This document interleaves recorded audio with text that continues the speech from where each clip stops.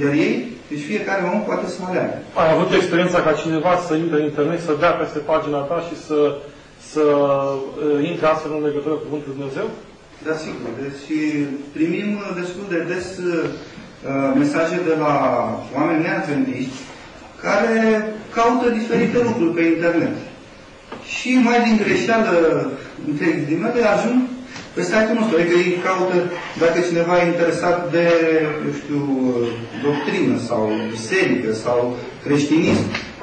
Din fericire, când scriu cuvântul acesta și fac o căutare, pentru că există astfel de locuri de căutare în internet, în limba română, site-ul nostru este printre primele care apar pe listă. Și astfel ne-au contactat foarte mulți oameni. Da, spuneți. Vreau să vă spun o experiență proprie care am făcut-o. Noi nu ne uităm la televiziune, televiziune și în Germania. Nu ne uităm decât la niște filme documentare, la niște concerte și așa mai departe. Deci faceți o selecție. Da. Dar până când să ajung să fac selecție, eu dau drumul la televizor. Se poate întâmpla ca până când începe programul care mă interesează, să fie niște imagini care pe mine mă lasă de multe ori mi s-a întâmplat. Dar aveți un program, nu? Știți ce dacă dau cuvântul în orare, mi s-a întâmplat să rămân zguduită de niște reclame care se fac pur și simplu. Și mai ales în România, că noi suntem foarte mult acolo, avem o fundație creștină și luptăm și noi acolo cum putem. Și să știți că la televiziunea română eu nici nu mă pot uita. N-am uitat cuvintele lui noi, care a spus tot ce vrei să te va schimba. Să știți că este adevărat, pentru că această murdărie care se transmite, fără să vrei, ai impresia că te-a aruncat așa un strop de nori pe tine. Trece mult timp până când să poți să-mi revii.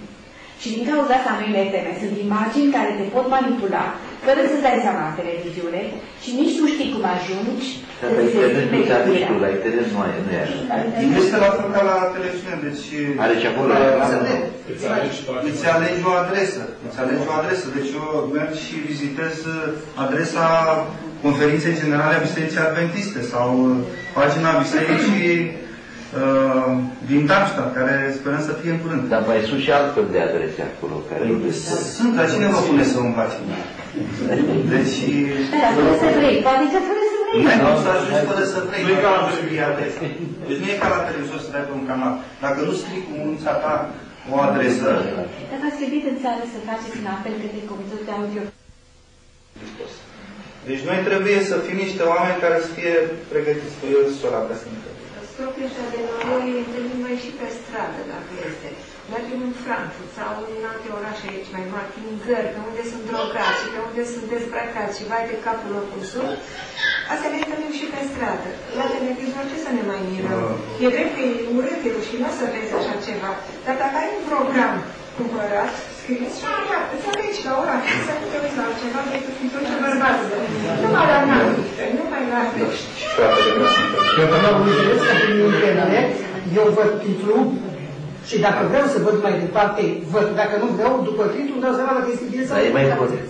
Da, deci sunt trimiteri, trebuie să fie. Să știți că sunt foarte multe familii în Germania care nu și-au luat televizor special și cresc copiii fără. Noi cunoaștem foarte multe familii germane. Nu este rău dacă nu are televizor, nu este rău nici dacă știi să alegi programele, dar eu știu că Domnul Hristos deci nu s-a izolat de lume. E adevărat, deci trebuie să ne ferim de ceea ce este rău, dar nu avem unde să ne ascundem în lumea aceasta. Nu ar însemna să ne ducem undeva să ne călugărim, ceea ce nu ne-a recomandat Domnul Hristos. Deci, sfatul Bibliei este că în lume trăim în mijlocul lumii, că vom avea necazuri, că vor fi lucruri grele, dar Domnul Hristos spune că El a biruit și că și noi putem să biruim. Da. Pot să revenim acum la activitatea ta din România.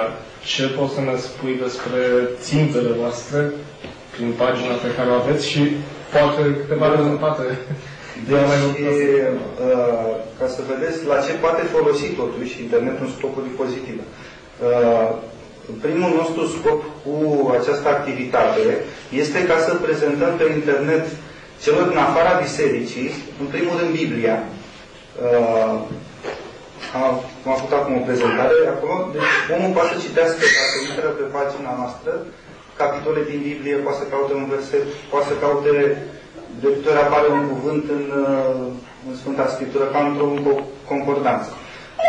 Apoi oferim studii biblice, apoi trimitem prin e-mail studii, deci nu numai acestea care le primiți dumneavoastră, le trimitem noi, ci avem o listă cu 200 de persoane neadventiste care primesc de 2 ori pe lună mesaje de la noi și unul citește acasă în e-mailul lui un studiu biblic, citește un material de sănătate și niște lucruri pe care poate el nu le-ar fi citit. Adică noi nu putem să acoperim decât o anumită categorie de oameni care folosesc acest mijloc.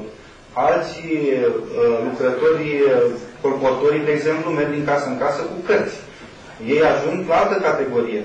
Și fiecare suntem chemați să ajungem la o anumită categorie. Cineva are nevoie de fiecare dintre noi. Nu putem să ajungem toți la toți în parte, ci fiecare acolo unde Dumnezeu știe că putem să deschidem o poartă. O apreciere și mi se pare de mare valoare, pentru că aș putea să fiu la curent oricând cu lucruri atât de importante, cu persoane din alte părți ale lumii, cu cele ce sunt spuse sau poți să le afli pe singura cale, până le vei afla prin poștă sau le spuse din gură în gură, este foarte târziu.